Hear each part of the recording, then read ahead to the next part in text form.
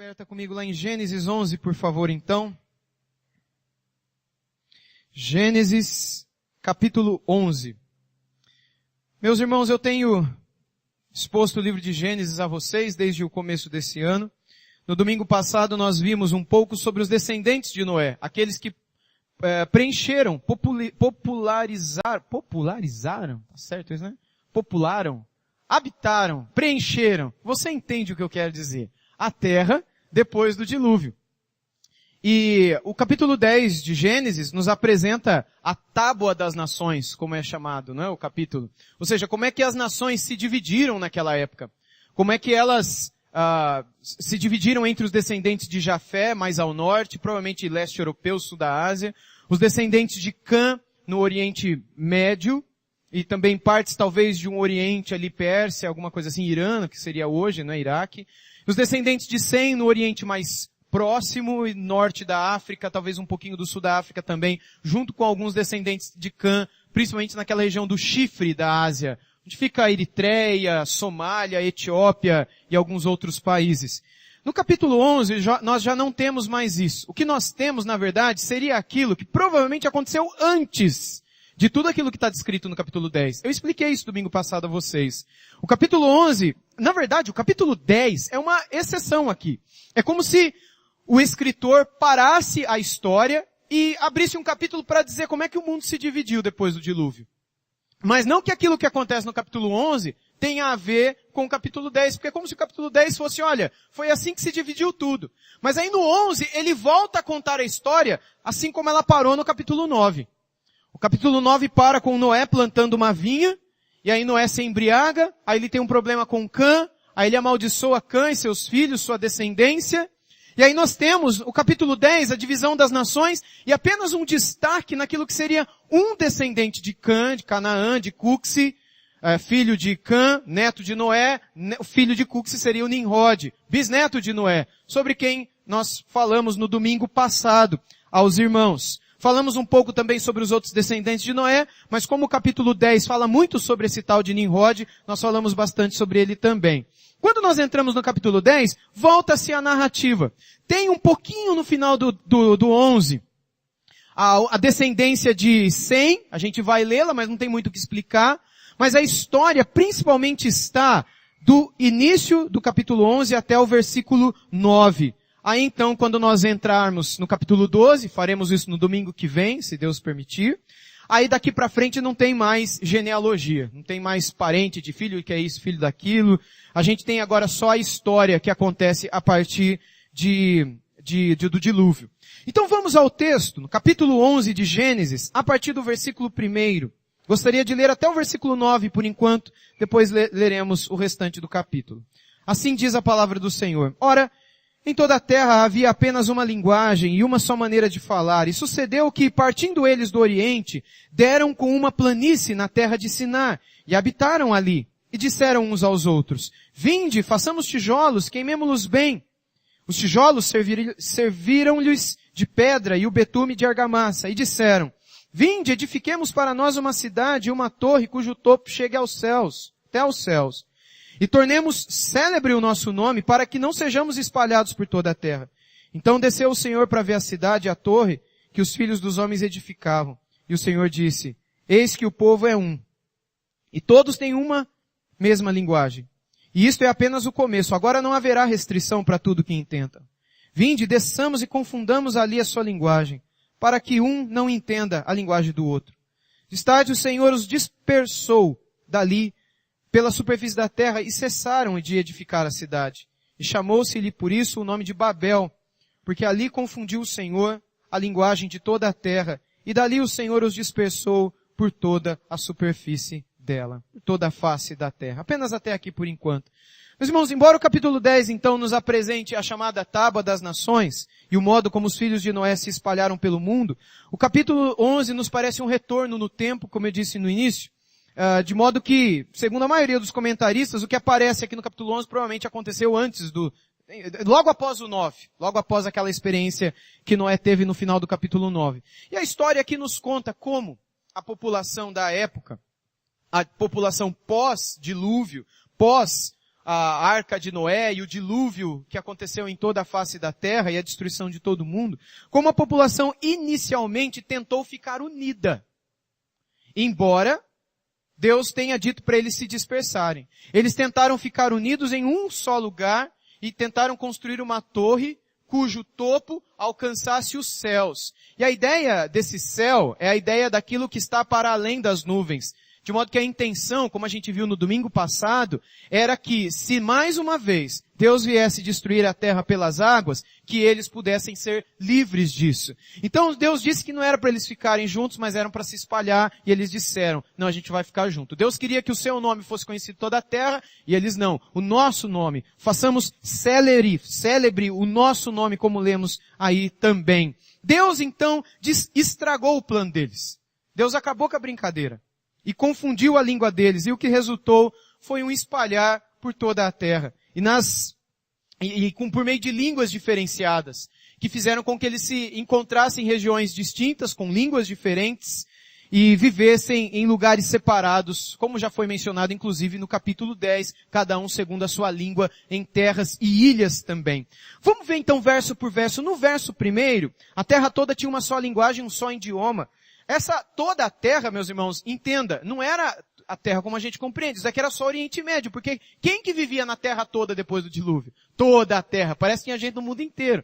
Mas quando ele diz a terra toda tinha uma só linguagem, a terra toda era só aquela família de Noé que morava ali no Oriente Médio, e os poucos descendentes de Noé com os seus filhos, netos e talvez alguns bisnetos. Esse grupo de pessoas era a terra toda, que vivia toda ali naquela planície do Jordão, talvez a região mais sul do Monte Hermon, mas não tinha ninguém espalhado dali por enquanto. E principalmente aqueles que estavam intentando construir a torre, me parece, nesse momento estavam todos juntos. Aqueles que depois se espalharam por todo o reinado de Nimrod. Lembra que a gente viu domingo passado, no capítulo 10, que Babel é o início do seu reino? Lembram disso? Se vocês quiserem, olha de novo no capítulo 10 comigo. No versículo 10 também diz assim, o princípio do seu reino foi Babel. E aí depois diz para onde ele cresceu. Chegando à Síria, cuja capital foi Nínive, depois Reobote e Calar, recém, entre Nínive e Calar, que é a grande cidade, e ele começa a dizer outras coisas, o que nos dá a impressão de que todos esses grandes reinos que Nimrod fundou no mundo, depois do dilúvio, estava todo mundo no início em Babel, todo mundo junto em Babilônia, que é o início do seu reinado, o princípio do seu reino. No versículo 2 a gente lê que os homens se deslocaram para o Oriente e acharam no Vale de Sinar, que era o lugar onde eles estavam, e passaram a habitar ali. Ou seja, a gente percebe aqui que eles eram meio que como nômades, porque eles saíram do lugar, iam para outro e assim viviam. Eles foram do Oriente e foram para essa região na terra do Sinar, que também ficaram do Oriente mais próximo para o Oriente Médio. Para você ter mais ou menos uma noção, lembra do mapa do mundo? Veja Israel, tem o mar Mediterrâneo, não é? Aí você tem lá a bota da Itália, aí você vai passando da bota, vindo assim para o Oriente, você vai ter a região ali da Grécia, aí depois você vai chegando na Turquia, aí você vai descendo para a Síria, Líbano e chega em Israel. Se descer mais um pouquinho, pega uma pontinha da Arábia Saudita, se for mais um pouquinho o norte da África, já o Egito. Essa região da curva ali, do mar Mediterrâneo, onde está Israel, faixa de Gaza, os palestinos, essa região seria o Oriente Próximo. Ok? A região do Oriente Médio seria aquilo que vem depois. Depois de Israel está a Jordânia. Se você for um pouquinho mais para lá, você vai chegar no Iraque. Se você avançar, você chega no Irã, você chega na Índia, aí você vai até chegar no Japão. Né? Mas essa região mais distante seria o Oriente Médio. Não tão distante assim. Mas provavelmente aquilo que para nós hoje seria Jordânia e Iraque. Jordânia e Iraque, isso seria o Oriente Médio. Hoje a gente chama tudo aquilo de Oriente Médio, não é isso? A gente não tem mau costume de chamar de Oriente Próximo, mas eles chamavam assim sempre. Sempre foi assim que foi chamado toda aquela região. Esse deslocamento que eles realizam aí no verso 1, os homens deslocaram, verso 2, para o Oriente, acharam no Vale de Sinar e passaram a habitar ali. Isso significa que eles saíram provavelmente de Ararat, porque é onde o capítulo 9 diz que a arca parou. Lembram que lá fala que ele parou nas montanhas do Ararat? Eu até expliquei isso para vocês, que existem algumas escavações arqueológicas que descobriram peças de madeira debaixo de uma camada muito grande de gelo. Um grupo de pesquisadores europeus, num momento em que o governo turco permitiu que essas escavações ali acontecessem, depois fechou e nunca mais permitiu. E descobriram uma grande casa ou embarcação ali. E o que aquilo está fazendo há milhares de metros de altura, alguns quilômetros de altura, ali no meio do nada, debaixo de um monte de gelo. Sendo que a Bíblia fala que uma grande embarcação de madeira parou naquele mesmo lugar. E detalhe, a madeira que eles tiraram dali é a mesma madeira que aqui diz que era constituída a Arca de Noé. São curiosidades só. E aqui diz então que eles foram do Oriente para a terra do Sinear. Isso significa que eles saíram do Ararat e foram para lá.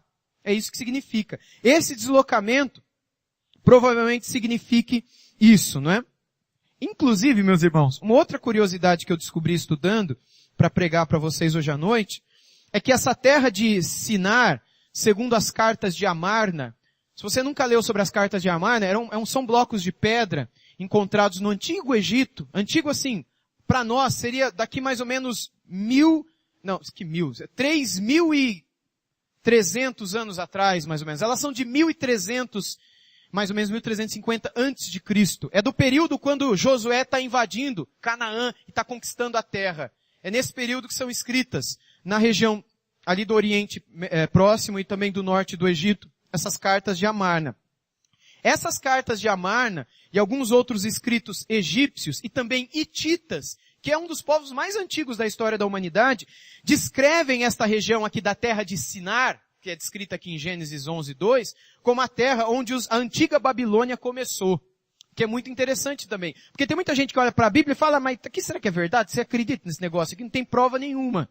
E o fato é que essa história de que houve uma deslocação de um grupo de pessoas que saíram mais do norte ali da Síria, região de Nínive, Ararat mais ao norte, desceram mais ao oriente, para a região ali hoje seria Bagdá, Iraque, antiga Babilônia, isso não está só na Bíblia, isso está em pelo menos 3 documentos da antiguidade.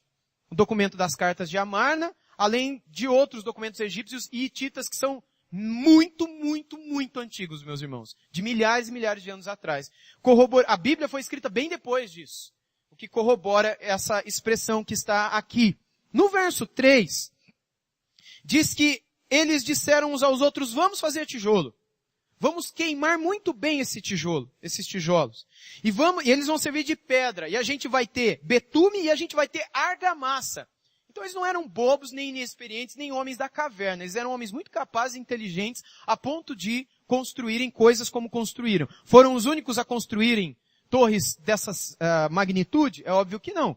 Quando nós olhamos para as pirâmides do Egito ou para os zigurates aqui da América Latina, que vão aqui na costa pacífica, não é?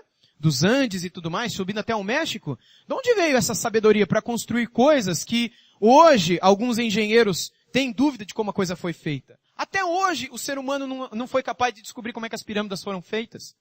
Até hoje se acredita que as pirâmides foram feitas por extraterrestres, que foram ETs que vieram e trouxeram, né, e jogaram elas lá. E outros dizem que foram os dinossauros, outros foram enfim. Mas o que eu acredito é que havia uma capacidade intelectual, cognitiva, muito mais avançada do que há hoje. Se nós hoje somos herdeiros das tecnologias que temos, nós não as temos porque somos mais inteligentes do que eles no passado, mas porque eles foram descobrindo, e a coisa foi ficando cada vez mais fácil. E hoje você pode descobrir alguma coisa, mas você não vai descobrir sozinho, você vai descobrir baseado naquilo que já foi descoberto no passado. De modo que a tecnologia e a ciência das coisas vai avançando, vai evoluindo naturalmente. Mas lá no início, esses homens tiveram que descobrir do nada. E eles já eram capazes de construir com essa tecnologia aqui. No verso 3, então, a gente vê que eles tinham técnicas muito bem desenvolvidas de construção. No verso 4, a gente lê que eles queriam construir uma torre, que era uma espécie de zigurate, não uma pirâmide, porque se fosse não seria torre. Esse termo torre, antigamente, tinha a ver com zigurate. Você sabe o que é um zigurate? Zigurate é como se fosse uma pirâmide, só que em forma de escadinha. Igual tem no México, no Chile também, acho que no Peru tem, essa região mais andina aqui, não é? Na América Latina, tem isso também. Como se fosse pirâmide em forma de escada. A maioria acredita que é assim que a Torre de Babel tenha sido construída. E que eles tenham conseguido chegar a um nível bem avançado, não é? Uma espécie de upgrade, de atualização das pirâmides do Egito, que são muito mais antigas também. Uma espécie de construção mais fácil, essa torre aqui. E no verso 5, então, a gente tem as motivações deles. É o ponto principal do capítulo. Porque no verso 5 diz assim, então o Senhor desceu para ver a cidade com a torre que os filhos dos homens edificavam. Deus mesmo, o próprio Deus desceu para ver a cidade e a torre que os filhos dos homens edificavam. Por que Deus desceu? Deus desceu porque Ele queria ver as motivações que haviam no coração daquelas pessoas. Essa expressão, Ele desceu, é muito parecida com a expressão de que Deus enviou Jesus, seu Filho. É uma espécie de missão. Deus não precisava descer para ver. Deus poderia ver do alto do seu trono. Mas quando diz que Ele desceu, isso significa que a coisa ficou pessoal. Que Ele quis estar junto. E que Ele quis interferir naquilo que os homens estavam fazendo e que não estava certo. Mais uma vez a gente vê a graça de Deus aqui, porque a atitude dos homens em Babel foi uma atitude de rebeldia, de desobediência. Como a atitude de muitos de nós hoje, que mesmo conhecendo a palavra de Deus, de vez em quando decidimos não obedecer. E o que é que Deus pensa disso? Deus poderia simplesmente nos abandonar e dizer, vocês escolheram, sofram as consequências. Vocês escolheram. Eu não tenho que ficar toda hora vindo atrás de vocês, toda hora socorrendo vocês, toda hora chorando, tendo pena, estendendo as mãos. Vocês estão escolhendo fazer o erro. Então vocês vão colher as consequências. Mas é esse o Deus que a gente vê na Bíblia? É esse o Deus que a gente vê na Bíblia? O Deus que a gente vê na Bíblia é o Deus que desce o tempo todo. Quando Caim matou Abel, Deus veio para falar com ele. Quando o pai do Caim, junto com a mãe do Caim, a Eva, desobedeceram, comendo o fruto que não era para comer, Deus desceu, Deus veio e falou com eles. Quando toda aquela geração de Caim se afastou, Deus veio e falou com eles. Foi Deus quem veio e foi até atrás de Abraão, que vivia nessa região aqui, em Ur dos Caldeus, mais para baixo aqui de Sinar, mais para baixo da Babilônia. Cheio de ídolos, como disse Josué no capítulo 24. Abraão era cheio de ídolos. Deus desceu e foi lá, chamou, tocou. Abraão se arrependeu, deixou os ídolos e foi pela fé. Por isso ele é o pai da fé. Por isso a Bíblia diz que ele é justificado porque ele creu, deixou tudo e seguiu a palavra de Deus. Quando os filhos de Abraão erraram, o que Deus fez? Quando o próprio Abraão errou, Deus falou, o filho da promessa vai ser com você e sua esposa Sara. O que eles fizeram? Eles não acreditaram, foram ter filho de outro jeito. A Sara falou, não pode ter filho com outra mulher aí, porque eu já estou muito velha, você também está velha, você não consegue nem ter filho mais. Mas dá um jeito, tem um filho com ela e aí vai ser o filho da promessa. Foi isso que aconteceu? E Deus desceu e disse, você fez errado.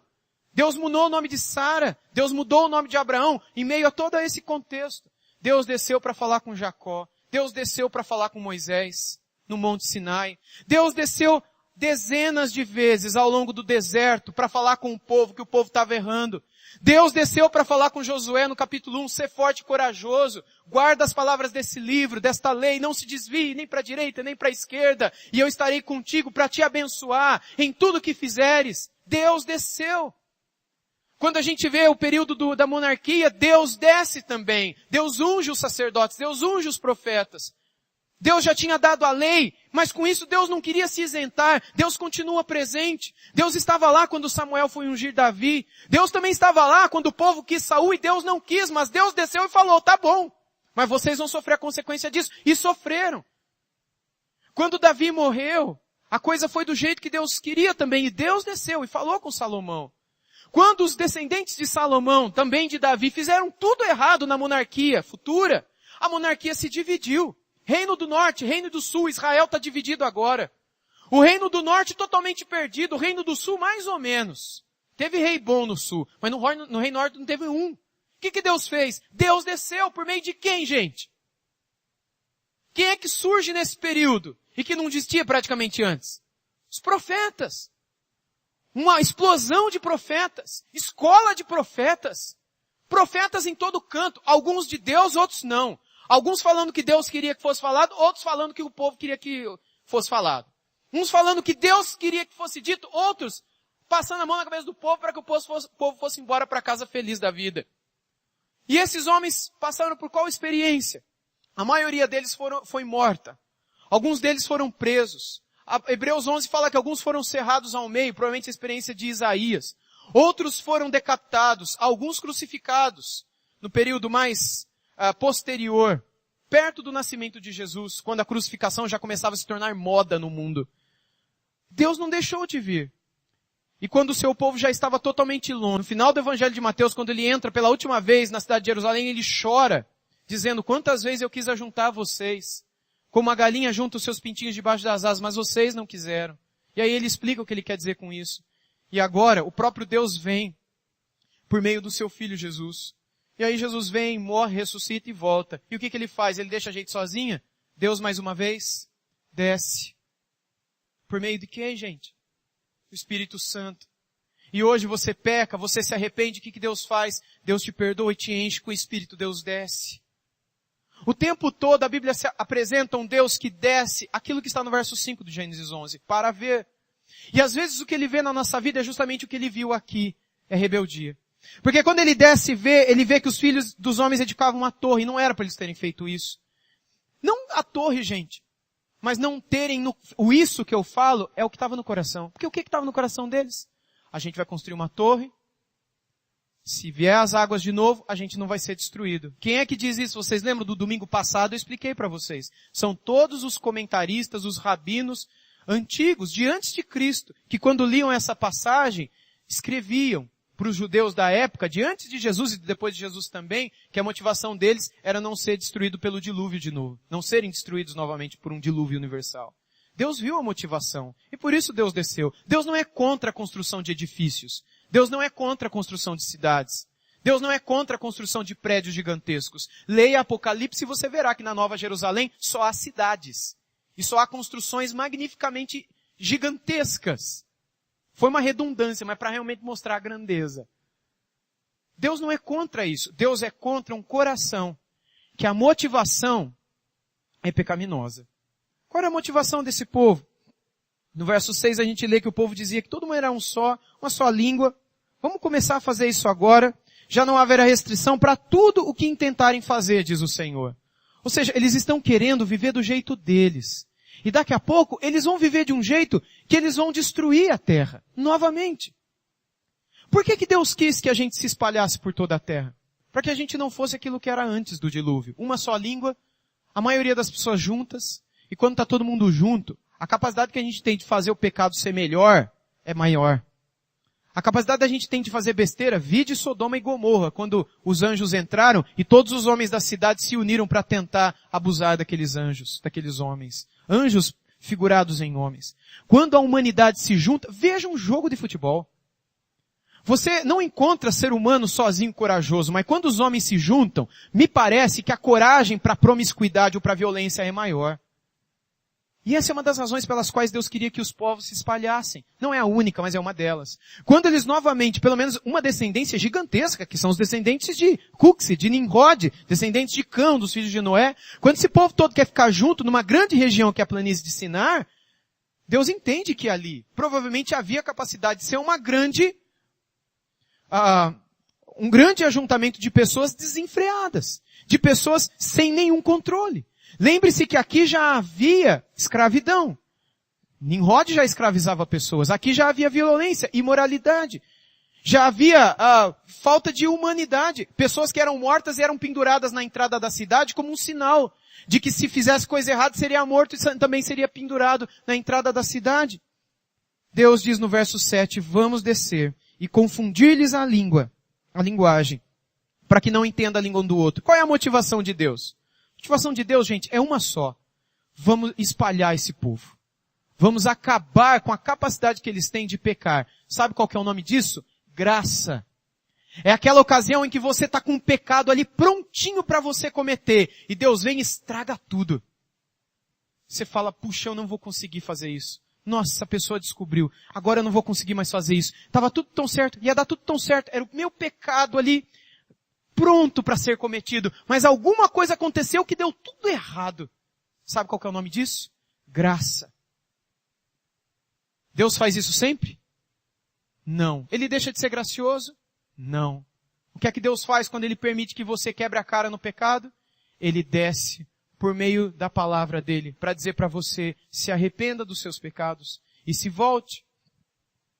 Aí no versículo 8 a 9 nós lemos que Deus os espalhou dali, toda a face da terra, e eles pararam de edificar a cidade, não só a torre. Por isso a cidade se chamou Babel, porque ali o Senhor confundiu a linguagem de toda a terra e dali os espalhou sobre a face da terra. Isso não que Babel significa confusão de línguas, né? Babel significa mais ou menos caminho para Deus, ou caminho para chegar a Deus, algo mais ou menos assim. Ou caminho para fugir de Deus, algumas pessoas ousam também. A ideia, então, é que Deus desce para que eles não criem um outro caminho para chegar a Deus, nem um outro caminho para se salvar, caso Deus queira julgar, porque era isso que eles queriam. Era um outro caminho de livramento ou de salvação. E não há outro senão obedecendo ao Senhor, a palavra de Deus. O que Deus espera conosco aqui, com essa palavra aqui, meus irmãos, é que a gente entenda também que não há outro caminho. Não há outro meio. Quando nós olhamos para o restante da Escritura, coisa que Noé não tinha naquela época, nem os seus descendentes, mas nós temos, é o verdadeiro caminho para Deus explicado. Hoje você e eu sabemos que o verdadeiro caminho para Deus é quem? É Jesus Cristo, seu único Filho. Sem Jesus Cristo, você e eu não podemos encontrar um caminho que nos leve até o céu. Não um caminho que nos leve ao topo. Não um caminho que faça com que a gente toque ao céu. Não um caminho que nos livre de uma eventual chuva, ou de uma eventual tempestade, ou um tsunami, ou um terremoto. Mas algo que nos livre do próprio fogo do inferno. Não é algo que nós podemos criar para nos fazer tocar aos céus, mas é algo que o próprio Deus criou para nos fazer entrar nos céus. Quando nós olhamos para o restante da Escritura, o que nós encontramos é que Deus agora, Ele não quer mais fazer com que a gente se confunda em nossa linguagem, mas Ele nos dá uma única linguagem, que é a linguagem do Espírito Santo. E qual é a linguagem do Espírito? A linguagem do Espírito é a palavra de Deus. Porque é por meio dela que nós nos reconhecemos e nos tornamos um em todo o mundo, mesmo que não mesmo que não saibamos a língua um do outro. É possível que nos encontremos e nos entendamos, tão somente tenhamos um tradutor do lado, e nos reconheceremos como uma família já, graças a essa linguagem comum, a linguagem do Espírito, a linguagem do sangue de Cristo, a linguagem da entrega, porque nós também nos entregamos como o Filho de Deus se entregou. Deus então desce, meus irmãos, e continua a descer para ver a motivação que há nos nossos corações. Talvez você não esteja querendo construir uma torre para fugir de Deus. Talvez você não esteja querendo construir uma grande construção para fazer célebre o teu próprio nome, como está também aqui no versículo 4 de Gênesis 11. Mas Deus desce para ver todas as motivações que estão no seu coração, para tudo que você faz. As desculpas que você dá para isso ou para aquilo, e é isso que importa para o nosso Deus. É aquilo que Ele vê no nosso coração. Lembra da palavra de Samuel para Jessé? A gente não tem só ali, mas em outras ocasiões, que Deus não vê como o homem vê. Diz que o homem vê o exterior, mas Deus vê o coração. É com isso que Deus está preocupado. Por que você está construindo? Por que você está comprando? Por que você está vendendo? Por que você está escolhendo por isso ou por aquilo? Por que você está administrando a tua vida assim? Por que você administra os teus horários assim? Qual que é a tua motivação para ir ao culto? Qual é a tua motivação para não ir ao culto? Deus está preocupado com a motivação do seu coração. Qual é a motivação para você dar ou não dar os dízimos e ofertas, por exemplo? Mais importante do que a quantidade que você contribui é a motivação com a qual você contribui. Você pode ter certeza disso. E a gente precisa de dinheiro na igreja, mas eu sei que você pode dar 1 milhão aqui, se no teu coração você não estiver fazendo isso de um jeito que agrade a Deus, você guarda o teu 1 milhão para você. Deus vai arrumar outro jeito da gente ter esse dinheiro. Porque o que mais importa para Deus é o meu coração. É o seu coração. E quando o nosso coração está sintonizado com Deus, tudo na nossa vida muda, gente. Quando Deus muda o coração, o jeito que a gente se veste muda, o jeito que a gente fala muda, o jeito como a gente trata as pessoas muda. As nossas vontades, os nossos planos, as nossas agendas, os nossos horários, a maneira como a gente administra a vida, a maneira como a gente administra o dinheiro, o trabalho, tudo muda. A maneira como a gente trata as situações, tudo na nossa vida muda quando o coração muda. O contrário, não é sempre assim. Você pode querer mudar o seu exterior, mudar o seu jeito de falar, mudar o que você come, mudar o que você bebe, parar de ir a certos lugares. Você pode mudar o exterior, mas o exterior não vai mudar o seu coração. O exterior vai fazer de você alguém religioso, alguém que tem a aparência, mas não tem a essência. Alguém que tem a casca, mas não tem o miolo. E Deus está preocupado com o miolo, Deus não está preocupado com a casca. A casca vai ser mudada dependendo do miolo. Lembro sempre de Provérbios, não sei porquê, mas muitos diziam isso para mim na minha juventude, que um coração alegre aformoseia o rosto. Normalmente a gente diz isso para quem é feio. Diziam muito isso para mim. Um coração alegre aformoseia o rosto. Então, como falta formosura, né, desprovimento de beleza, então o coração... Mas você já não conheceu gente assim? Eu conheço várias. Pessoas que têm tanta alegria no coração, que são bonitas. Pessoas que a alegria do Senhor no coração delas tornam essas pessoas diferentes. Tem pessoas que nascem bonitas. Tem pessoas que são bonitas por natureza. Mas é um ou outro. A maioria de nós depende da alegria do Senhor. Eu dependi disso, pelo menos, né? E meus irmãos, a Bíblia fala que é justamente ali que Deus pretende mudar. E isso muda tudo, gente. Isso muda até a nossa beleza.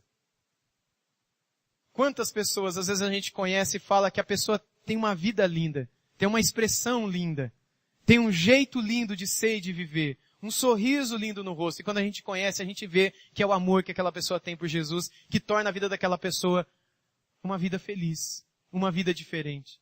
O contrário também é verdadeiro. A gente conhece um monte de gente que é bonita, homens bonitos, mulheres bonitas, mas que estão o tempo todo, né? São feios. Não são feios? Você conhece gente assim também? Gente que é bonita, mas que é feia. Você está entendendo o que eu estou falando, né? Porque a beleza aos olhos de Deus, e até mesmo diante de nós, porque a beleza uma hora acaba. Quando a gente se apega só àquilo que a gente vê por fora, uma hora acaba, um acidente acaba, uma doença acaba, uma cirurgia acaba. Não é isso? A velhice acaba. Você pode tapear aí com o tempo, e tudo bem, você pode tapear. Faz cirurgia, faz plástica, não é pecado fazer, viu? Pode fazer. Estica enquanto dá tempo, mas vai chegar uma hora que vai ficar tão horrível essas esticadas.